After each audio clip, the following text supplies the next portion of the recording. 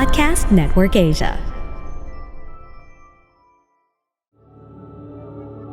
This episode may include topics, references, or discussions around sexual assault, domestic violence, stalking, physical violence, or subject matters that may be disturbing to some of our listeners. We do acknowledge that this content may be difficult. We also encourage you to care for your safety and well-being.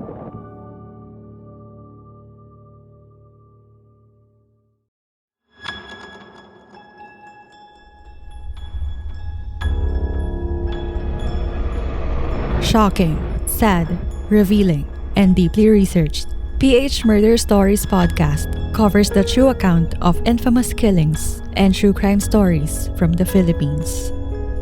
There's no such thing as questions, just hidden answers. Stay tuned as we revisit the inconceivable crimes that exist. Some listeners may find the following content of PH Murder Stories highly disturbing due to its graphic nature. PH Murder Stories does not condone nor promote violence of all sorts. Viewer discretion is advised.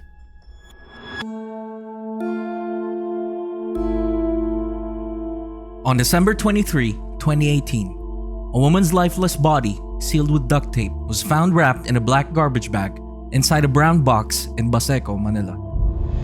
Based on a tip from a Grab driver who witnessed the dumping of her body, authorities immediately uncovered the two male foreigners that had something to do with a young woman's killing.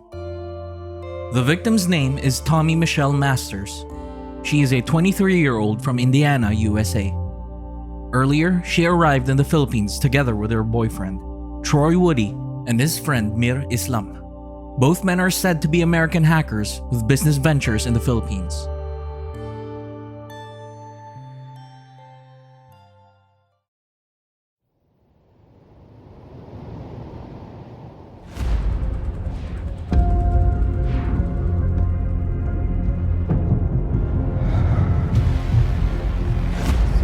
You are listening to the PH Murder Stories podcast, and this is the 15th episode of Season 3.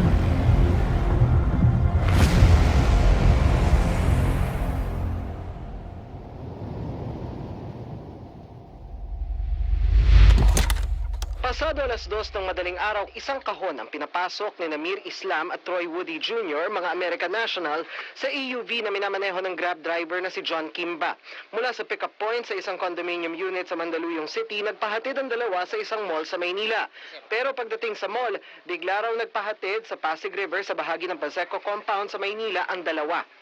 Gusto daw niya dumaan doon sa Pasig River. Tapos pagdating po doon, nagulat na lang po, bigla nilang binaba yung box doon. Tapos mayroon narinig po akong kalabog. Tapos ayun, alam ko na may iba pong nangyayari. Dahil nagduda, pagbaba ng dalawa sa ermita, tumawag na ng pulis si Kimba. Pinuntahan ng MPD Station 5 ang lugar kung saan nakita na ang laman ng kahon ay ang bangkay ng 23 anyos na American national na si Tomi Michelle Masters, nakabalot sa garbage bag at duct tape. Agad na aresto ang mga suspect. Kita ang mga kalmot sa katawan ni Woody na nobyo ng biktima. Pero itinanggi niya na may kinalaman siya sa insidente. I did not kill my girlfriend. No, I did not kill her. All I know is that I put the box into the car with a guy that's in there. I just loaded the box into the car with him. The box is not mine. Depensa naman ni Islam, nagpatulong lang daw sa kanya si Woody kaya pumunta siya sa condo unit nito. Bumili raw sila ng garbage bag, kahon at duct tape dahil sabi raw ni Woody, meron siya mga basurang itatapon. Wala raw ang biktima sa condo dahil sabi raw ni Woody sa kanya, nasa the Netherlands ito. I was sitting outside of the door for two and a half hours. No screaming, no nothing. So you will see, while I was there, that girl did not die. If she died maybe 2 days ago, 3 days ago, I don't know. But when I went in that room, it was scattered. There was no body. When we go in the mall, he just said, I cannot see any garbage place. Let's go to Pasay River. Whatever, river. And then I said, okay. So I told the driver, hey, take us to Pasay River. I will pay you more cash, no problem.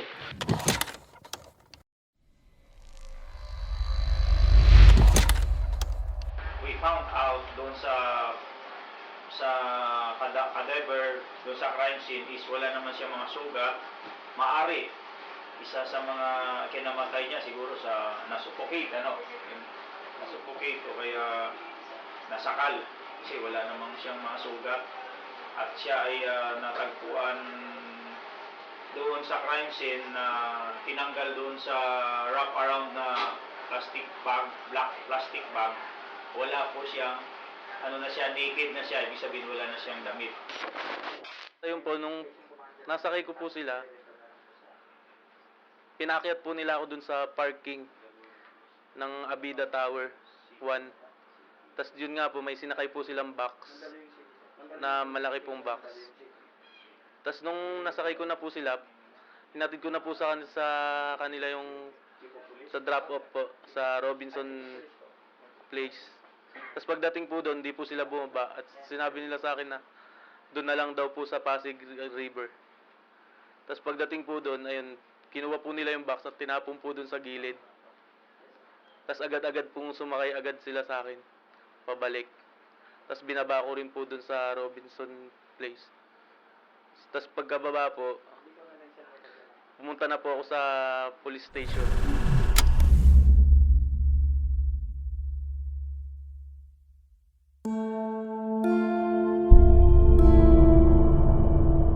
Based on a report from BuzzFeed News, Tomi Michelle Masters moved out of her hometown in Indiana and worked for 3 years at a medical marijuana facility in California, USA.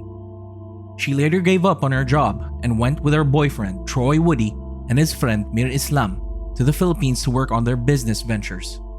Troy Woody and his friend, Mir Islam, were said to be part of the notorious underground Nazi hacktivist group, a hacking collective described as internet activists claiming to combat an internet censorship bill in the US Congress.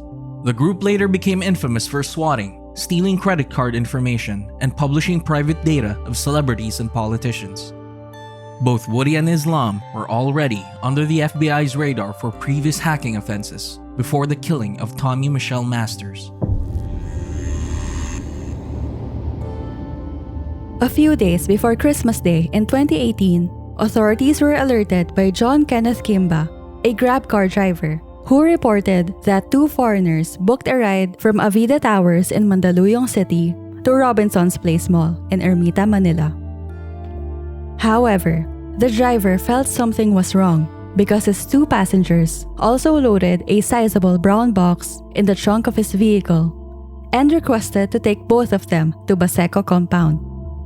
In context, Baseco is a barangay located in the port area of the nation's capital, just beside the Pasig River, and is known for having one of the largest urban poor community projects in the Philippines. Sadly, the area is also known for many heinous crimes and other illegal activities. As they arrived at the Baseco compound, Woody and Islam unloaded the box from the vehicle and swiftly dumped it on the river. After disposing of the box, the passengers insisted the driver bring them to their original destination at Robinson's Place, Manila, where they both got off. The driver was utterly suspicious about both men's actions, which led him to report his doubts to the Manila Police Department. The police went straight to Baseco and found the naked body of Tomi Michelle Masters, wrapped in a black garbage bag and sealed with duct tape inside a brown box. After the autopsy, Police Chief Senior Superintendent Moises Villaseran informed the public that suffocation was the cause of her death. In a follow-up operation, policemen arrested Woody and Islam at a nearby condominium unit in Robinson's Place, Manila that belonged to Islam. Before locating their whereabouts, the cops coordinated with barangay officials near the Robinsons Mall in Ermita, who showed them footage taken by CCTV cameras that helped them track down the suspects. According to initial reports, the victim was believed to have been strangled to death inside the condominium unit she shared with her boyfriend at Avida Towers in Mandaluyong City on Saturday night or early Sunday morning. The condo unit was reserved by both Masters and Woody online before they arrived in the Philippines. As for the testimonies of both suspects, the lead investigator said, quote, "If you ask the boyfriend, he will point to his friend as the killer. But if you ask the other suspect, he would say it was his friend who killed her. Unquote. Authorities also conducted a medical examination on the suspects that uncovered scratch marks all over Woody's body, which indicates that Tomi Michelle Masters fought hard to stay alive but was overpowered by her killers. Both Woody and Islam were charged with murder and are currently on trial. Amid the ongoing trial, Woody and Islam requested to be moved to a particular detention facility for foreigners accused of violating Philippine law. Since their arrests, both men who had visibly lost weight complained of the conditions of their cells. However, the judge assigned to their case did not grant the request. Woody and Islam's stories had changed significantly from the days after Tomi Michelle Masters' death, when each implicated the other in the killing. In a separate interview with BuzzFeed News, Islam claimed that Masters died from asphyxiating on her own vomit and that throwing her body in the river had been a misguided attempt at a burial. Islam implied that he and Woody had false stories when they were initially apprehended because they were hungry. He said, quote, "When we were arrested, we were not given any food or anything, so we were both very delusional." Unquote. Islam also said that the FBI was hindering his defense, claiming that FBI agents had threatened to plant drugs on his Filipino fiancée to make her testify against him. He asserted that the FBI was obsessed with him because of his past hacking offenses, for which he served several years in federal prison. Meanwhile, Woody, the victim's boyfriend, insists that he was innocent and truly loved his girlfriend. He also said they got engaged because they were ready to get married. In addition, both suspects claimed that the FBI, working with the US Embassy in the Philippines, illegally seized their property without authorization, including laptops containing a lot of Bitcoin. Regardless, despite the efforts of the two perpetrators to prolong their trial, this case appears to be a slam dunk. Meanwhile, the grandmother of Tomi Michelle Masters, Sandy Morris, debunks Woody's claims, telling reporters that she never trusted him. According to Morris, her granddaughter became tired of her life in the Philippines and wanted to return to her hometown in Indiana. Initially, she begged her to stay in the US, but Tomi Michelle Masters wanted to travel all over the world and was blinded by Troy Woody's bogus promises. Shortly before the saddening death of Tomi Michelle Masters, she deleted all her pictures with Woody together from her social media pages and posted online that she wanted to go back home. On the other hand, the victim's father, Sean Masters, was expecting her daughter to fly home on December 17, 2018.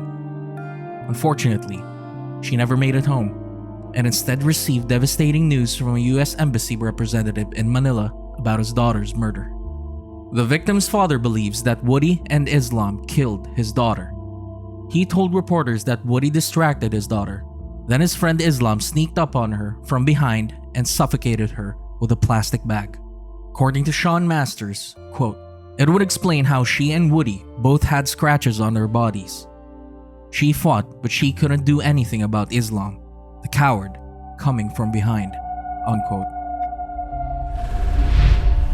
Tomi Michelle Masters, as her family describes her on her GoFundMe page, was a beautiful soul taken so brutally and far too soon. She was only 23 years old at the time of her death. Her boyfriend, Troy Woody, an identified hacker and fraudster, promised the whole world to her but ended up killing her with his friend Mir Islam. She fought and clawed to stay alive, but she was suffocated to death, then was dumped in Manila's unofficial, most infamous body dumping area.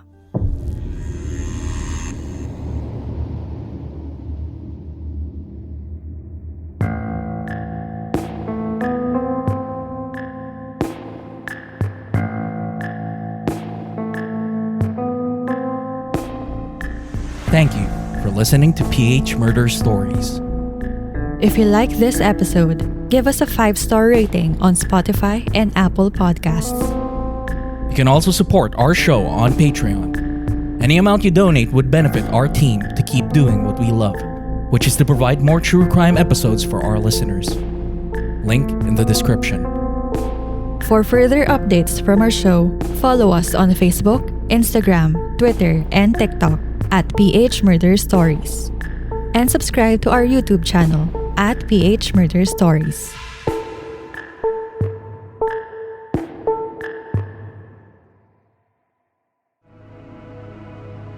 The views and opinions expressed by the podcast creators, hosts, and guests do not necessarily reflect the official policy and position of Podcast Network Asia, the hosts of the program, or other programs of the network.